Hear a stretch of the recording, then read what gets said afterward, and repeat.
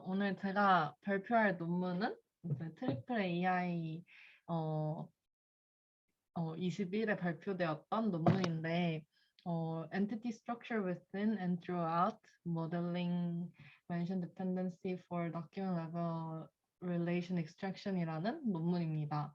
그래서 논문 제목에서도 보시다시피 이제 Document Level Relation Extraction의 모델에 관련된 논문이고요. 어, 참고로 말씀드리자면 이 논문은 Relation Extraction의 지금 소타를 아직까지도 지키고 있는 논문입니다. 그래서 이제 Relation Extraction에 대해서 간략하게 설명을 드리도록 하겠습니다. 우선 Relation Extraction이란 이제 raw 텍스트에서 relational facts를 이제 추출하는 그런 태스크를 의미하는데요. 그래서 이러한 relation extraction이 왜 의미가 있는가를 보면 이제 knowledge base를 이제 구축할 수도 있고 question answering을 하는 데에도 도움이 되고 그리고 biomedical text analysis를 하는 데에도 굉장히 의미가 있다고 합니다. 그래서 이전의 연구들 같은 경우에는 single entity pair에 있어서 그러니까 한 센텐스 안에서 엔티티를 추출하는데 좀 더 초점을 맞췄다 한 것이었는데 이제 최근 들어서는 이제 다큐멘트 레벨로 좀 더 많은 릴레이션을 포착할 수 있도록 그런 연구들이 진행이 되고 있습니다. 그래서 이제 다큐멘트 레벨 릴레이션 익스트랙션은 이제 제가 쉽게 이해하기 위해서 이제 예시를 가져왔는데요. 이게 이제 각각의 센텐스입니다. 그래서 예를 들어서 이제 Coming Down Again이라는 노래가 is sung by 뭐 Rolling Stones라고 하면은 우리 이 센텐스에서는 이제 Coming Down Again이랑 이제 롤링 스톤이 이제 퍼포머의 릴레이션 관계에 있다는 것은 우리가 이제 센텐스 하나의 센텐스 릴레이션 익스트랙션만 해도 이제 명백하게 드러나는 사실인데 이제 여기에서 다큐멘트 레벨이 의미가 있는 것은 이제 여기에서 만약에 it이라는 이제 대명사가 등장을 했을 때 우리는 이 it을 coming down again이랑 연결을 시켜줘서 이제 이 롤링 스톤이 이제 it, it이 이제 it is sung as a duet by 뭐 마이크 제거이라고 했을 때 이 문장의 구조랑 이 문장의 구조가 굉장히 유사한 거를 확인을 하실 수 있죠. 그래서 얘랑 얘랑 연결이 됐을 때 얘랑 얘랑도 연결을 해서 이제 마이크 제거가 롤링스톤의 이제 멤버다 이렇게 이러한 릴레이션도 이제 뽑을 수 있게끔 하는 것이 이제 다큐멘트 레벨 릴레이션 익스트랙션에서 하고자 하는 것의 목표입니다.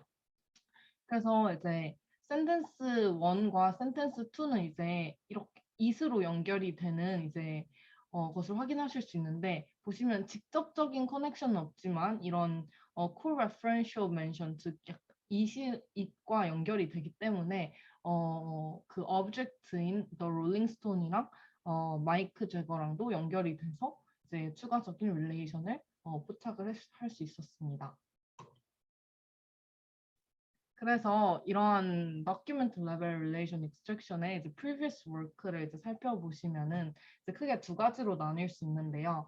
heuristic technique과 graph based method 이렇게 두 가지가 있습니다. 그래서 우선 heuristic techniques를 살펴보면은 co-referential information, 그러니까 아까 봤던 it과 같은 그러한 information을 추가적인 피처로 이제 만 생각을 하고 이것을 이제 처음에 input word embedding에 이제 통합하는 형태로 이루어지는 연구도 있었고 두 번째 연구 같은 경우에는 이제 co-referential mention의 그 표현들을 이제 average pooling을 사용을 하는 그런 연구도 있었습니다. 근데 이러한 두 가지의 연구의 한계점은 이제 그 entity dependencies를 이제 그냥 단순히 추가적인 정보로만 파악을 해서 이제 그 애초에 그 것들을 파악하는 것이 좀 어렵다라는 것이 단점이었고 그리고 graph based method 같은 경우에는 처음에는 인코더 그러니까 LSTM 같은 인코더를 사용을 해서 contextual representation을 이제 가져오고 그 다음에 이제 굉장히 정교하게 디자인된 그래프를 사용해서 그 entity structure의 그 엔티티 스트럭처를 이제 가져오게 됩니다. 근데 이 엔티티 스트럭처는 이제 프로퍼게이션을 통해서 이제 업데이트가 되게 되는데요. 근데 여기서 이 메소드의 또 문제점은 인코딩과 이제 인코딩 네트워크랑 그래프 네트워크가 이제 아예 분리돼서 진행이 되기 때문에 이제 그 연결이 좀 미약하다는 단점이 있습니다. 그래서 애초에 그러니까 인코딩 네트워크에서 이러한 관계를 한꺼번에 이제 고려를 할 수 있는 스트럭처가 존재할 수 있을까라는 의문점에서 시작된 게 이제 산이라는 그러니까 지금 오늘 제가 소개해드리고자 하는 논문의 모델인데요. 이 논문에서 제안하는 것은 이제 structure dependency should be incorporated within encoding network and throughout the overall system. 그러니까 아까 얘기했던 그러한 구조적인 디펜던시가 이제 애초에 인코딩 네트워크에서 통합되어서 그 전체적인 시스템을 이루어야 한다라는 그런 문제 의식에서 이제 산이라는 모델이 나오게 되었습니다. 그래서 이 논문에서 제안하는 그런 컨트리뷰션은 세 가지가 있는데요. 첫 번째로는 이제 그 mention dependency를 이제 unified them framework로 이제 반영을 하고요. 그리고 두 번째로는 그 standard self attention 메커니즘을 사용을 하는데 여기에 structural guidance를 사용하게 돼요. 근데 이 structural guidance가 이제 그 다음 슬라이드에서 소개해드릴 entity 스트럭처과 좀 연관이 되는 부분인데 그건 다음 슬라이드에서 좀 더 구체적으로 설명해 드리도록 하겠습니다. 그리고 이 논문은 이제 document level relation extraction에서 이제 소타를 통치 달성을 했다 이렇게 얘기를 하고 있습니다. 그래서 이 논문에서 제안하는 entity structure는 크게 두 가지가 있는데요. co-occurrence structure이랑 co-reference structure 이렇게 두 가지가 있습니다. 그래서 co-occurrence structure는 이제 한 동일한 문장에서 그 두 가지의 멘션이 존재하는가 안 하는가에 대한 이야기인데 그러니까 여기서 멘션은 간단하게 그 entity라고 생각을 하시면 될 것 같아요. 그래서 이제 true라고 하면은 이제 다른 문장에서 그러니까 cross sentence 레벨에서의 entity structure이다라고 얘기를 하는 거고 얘를 이후에 inter이라고 표시를 합니다. 그리고 동일한 sentence에서 entity 두 개가 있으면은 그거는 intra라고 해서 sentence 레벨에 있는 것이다 이렇게 얘기를 하고 정의를 하고 있습니다. 그리고 co-reference structure 같은 경우에는 그 entity 두 가지 entity가 동일한 entity인가에 대한 것인데 이제 이게 true라고 하면은 이게 동일한 entity다. 그러니까 아까 보았던 그 coming down again이랑 it이랑 동일한 걸 지칭을 하고 있었잖아요. 그래서 그것 같은 경우에는 co-ref라고 하면서 동일하다 이렇게 얘기를 하고 있고 이제 그 두 개의 엔티티가 동일하진 않지만 관련이 있는 것이다 라고 하면은 relate라고 표시를 하게 됩니다.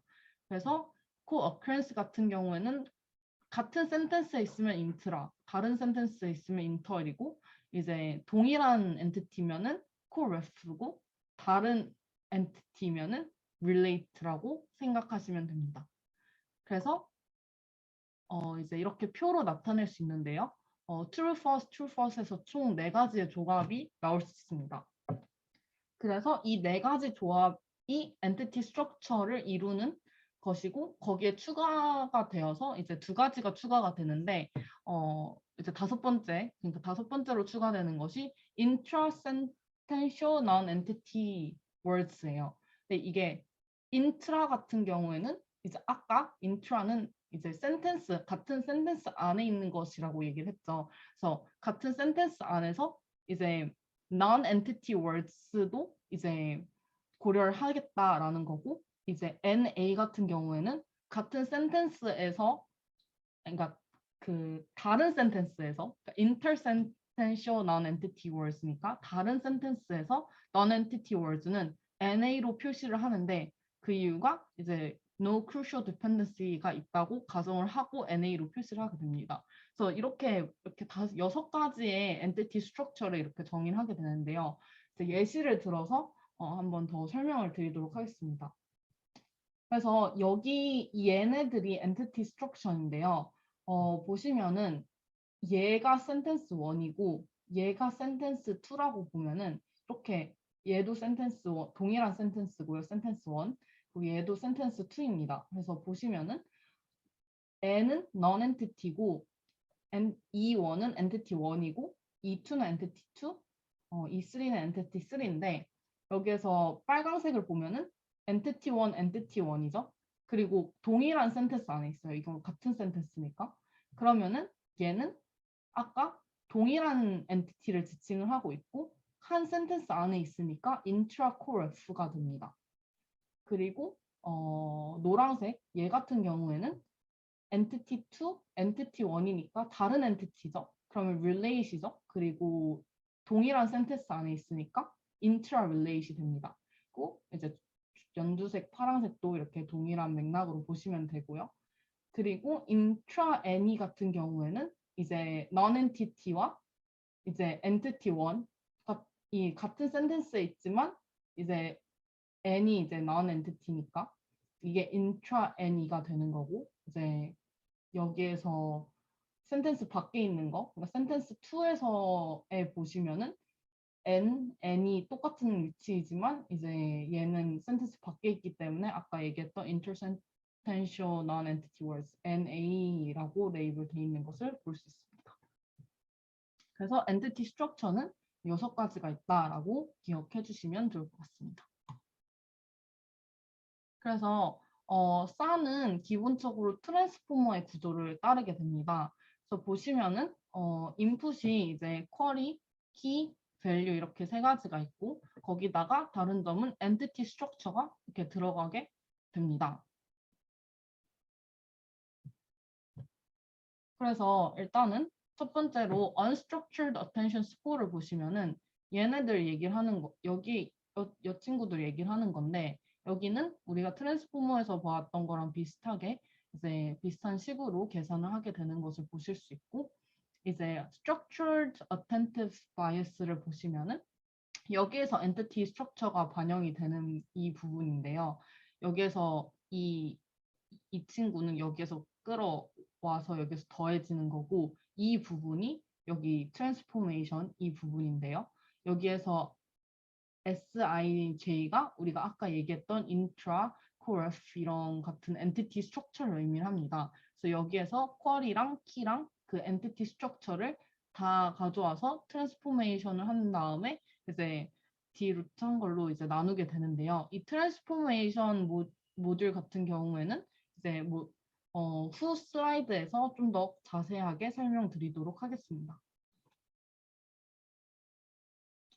그래서 그 다음에는 이제 이것이 이제 소프트맥스를 취해서 이제 아그리게이션 하게 되는데요. 그래서 여기에서 보시면 소프트맥스 취해주고 이 밸류 값이 이제 곱해져서 아그리게이션 된다라는 것을 보실 수 있습니다.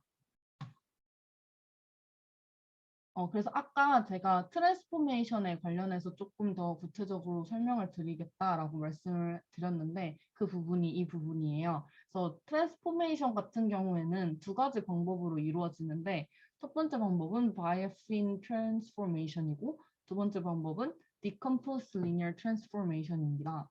그래서 일단 첫 번째 방법은 이제 여기서 보시면은 SIJ가 우리 아까 얘기했던 그 엔티티 스트럭처였는데 얘가 뉴럴 레이어 A에 여기 뉴럴 레이어 A에 parameterize dependency로 들어가게 되고 그리고 이것이 쿼리랑 키랑 한꺼번에 동시에 이제 곱해져서 이제 반영이 되게 됩니다. 그리고 거기에다가 이전 prior bias가 더해지는 형식의 식으로 이루어져 있고요.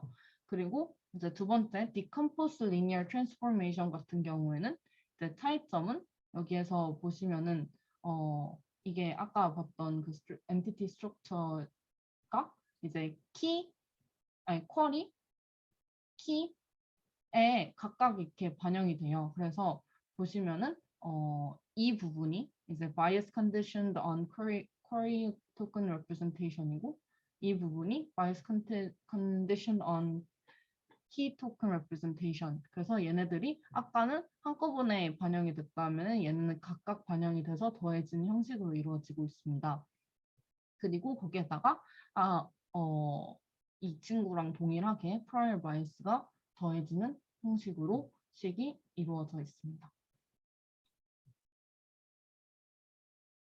그래서 최종적인 식은 아까 보았던 식이랑 동일한데요. 이 트랜스포메이션에다가 이제 쿼리 키를 더해준 거에다가 이제 루트 D를 나눠주는데 그것이 이제 얘를 아까 봤던 바이에핀이랑 디컴포스드로 그냥 바꿔준 식입니다. 그래서 여기에서 논문에서 얘기하는 것은 이제 컨텍스트마다 이제 structural dependency가 다르기 때문에 이 트랜스포메이션 레이어에서 이제 다른 레이어드에서에는 이제 이런 거 이 structural dependencies를 이제 share하지 않는다라고 이야기를 하고 있어요. 그래서 얘네들을 싼에서 어떻게 relation extraction에 쓸 것인가에 대해서 이제 파트 4에서 설명을 드리고자 하는데요. 그래서 이 싼에서 하려고 하는 것이 document level relation extraction이었잖아요. 그래서 이제 document 텍스트를 이제 가져와서 얘네들을 이제 entity structure로 이제 contextual representation을 만들어줍니다. 그래서 이것을 만들어주는 방식은 이제 average pooling을 사용을 해서 이제 fixed dimensional representation을 만들어 준 다음에 그 각각의 엔티티 페어가 나오면은 그 엔티티 페어로 이제 우리는 릴레이션을 찾아줘야 되는데 그 릴레이션을 이제 모든 릴레이션들의 이렇게 릴레이션들이 쭉 정의가 돼 있어요.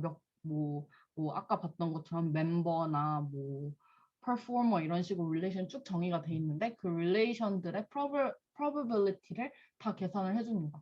그래서 이제 계산을 해준 다음에 그것 이제 그 모델이 이제 크로스 엔트로피 러스를 통해서 이제 학습이 되는 형식으로 이루어지고 있습니다. 그래서 이 싼에서 사용하는 데이터셋은 총 3가지인데요. 다크레드랑 CDR, GDA인데 CDR과 GDA는 바이오랑 메디컬 관련된 그런 데이터셋이고 이제 제가 중점적으로 설명드릴 데이터셋은 다크레드입니다. 그래서 다크레드 같은 경우에는 위키피디아에서 가져온 휴먼 어노테이드 데이터셋이고요. 그래서 여기에서 다크레드의 데이터 형식을 보실 수 있는데 그런 다큐멘트가 있으면은 subject, object, 뭐 relation 이런 식으로 휴먼 어노테이드 된 데이터셋입니다. 그래서 얘네들을 사용을 했고 그 pre-trained 된 모델은 이제 3가지를 또 실험적으로 썼는데 이제 사이버트 같은 경우는 아까 얘기한 바이오메드 데이터에 이제 쓰려고 한 것이고 이제 우리가 볼 거는 버트랑 로보타인데 이제 얘네들을 중점적으로 보시면 될 것 같습니다. 그래서 이제 결과를 보시면은 다크레드에 대해서 결과를 일단 소개해드리고 하는데요. 그래서 이제 버트랑 이제 산 디컴포즈, 산뭐 바이에핀 이렇게 쓴 것들을 쭉 보시면은 이제 바이에핀이랑 디컴포즈를 비교했을 때에는 바이에핀 된 리절트가 훨씬 더 결과가 좋은 것을 확인을 할 수 있었습니다. 그리고 이제 모델 같은 경우에는 로보타 라지 베이스라인이 가장 높은 점수를 가져왔습니다.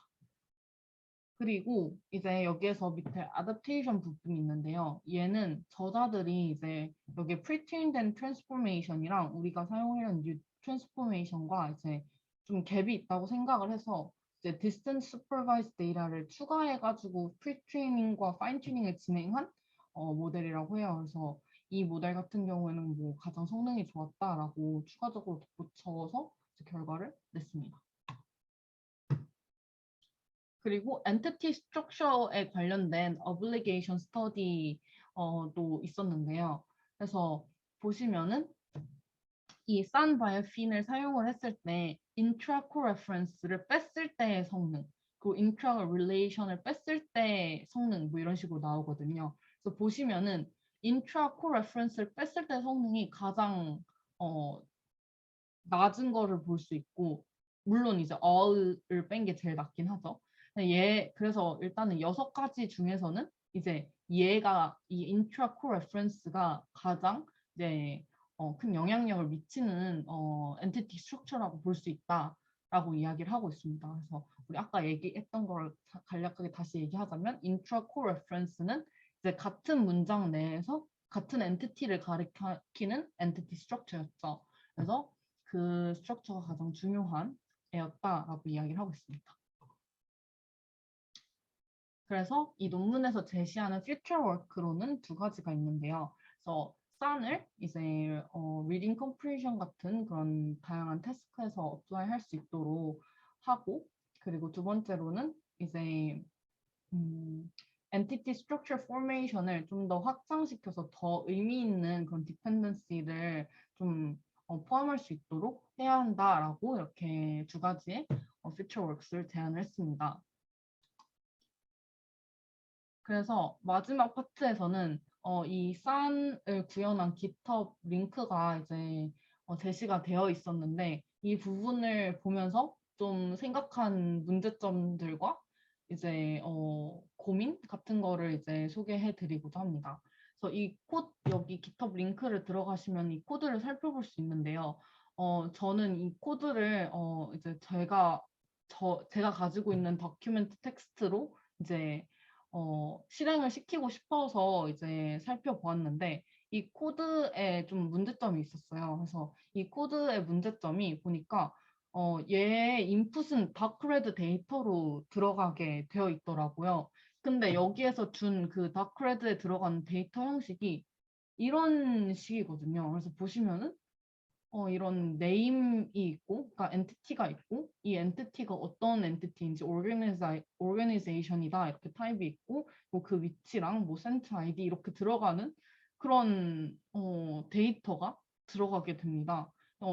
그러니까 이게 들어가는 인풋이 다큐멘트, 즉 raw 텍스트가 인풋이 아니었고, 이렇게 한번 가공이 된 데이터였어요. 그러니까 아까 다크레드 데이터는 human annotated 데이터라고도 했는데, 근데 일단은 그 릴레이션은 안 들어가긴 하지만 일단은 들어가는 데이터는 이런 데이터였고요. 그리고 그래서 더 봤더니 raw 텍스트에서 릴레이션을, 그러니까 엔티티를 추출할 수 있는 코드가 없었고, 그래서 이제 raw 텍스트로 적용을 시킬 수 없다는 문제점이 있었습니다. 그래서 얘를 일단은 돌려야 됐기 때문에 이제 해결한 방안은 이제 스페이시 라이브러리 사용을 해서 네임드 엔티티를 추출을 해서 이제 그 다음에 이러한 형식으로 만들었고, 그리고 이제 싼을 이용을 해서 릴레이션을 추출을 하게 됐습니다. 근데 여기서 또 생각을 하면은 다크레드랑 스페이스는 우리가 네임드 엔티티만을 추출을 하고 그 데이터만 사용을 해서 이제 돌리게 되는데요. 그러니까 인풋이 아예 다큐멘트 그 자체가 아니라 그 어떻게 보면은 약간 이런 식의 데이터가 들어가게 되는 거죠. 근데 얘네들은 다 네임드 엔티티였고요. 근데 우리 싼에서 아까 봤던 것처럼 엔티티 스트럭처에는 인트라 애니, 그러니까 엔티티가 아니었던 애도 포함이 됐거든요. 그래서 같은 문장 내에 엔티티가 아닌 단어도 포함이 됐는데, 다크레드랑 스페이시로 사용을 하면은 네임드 엔티티만 추출을 하게 돼서 이 인트라 애니를 볼 수가 없었고, 실제로 GitHub 코드에서 보니까 이 인트라 애니 부분만 쏙 빠져 있더라고요. 그래서 보면은 5가지 스트럭처만 있고 나머지는 없었습니다. 그래서 그 인트라 애니는 없었습니다. 그래서 이게 왜 이럴까 굉장히 약간 의문이 들었고, 제가 왜 인트라 애니에 굉장히 집착을 했는가를 이제 또 뒤에서 좀 설명을 하고 싶은데요. 그래서 우리가 흔히 아는 relation extraction의 정의가 이제 엔티티에서, 그러니까 plain 텍스트에서 엔티티 간의 릴레이션을 이제 정의하는 것이 이제 우리가 흔히 아는 relation extraction의 정의인데, 과연 이거를 엔티티로 국한시키는 게 맞을까라는 또 의문이 들었습니다. 그러니까 아까 그 싼에서 봤던 것처럼 인트라 N이라는 애가 있었는데 걔 non-entity 그러니까 일반 명사 같은 애들도 유의미한 릴레이션을 포착할 수 있을 것 같은데 왜 엔티티만으로 국한을 시키는 것일까라는 의문점이 들었습니다.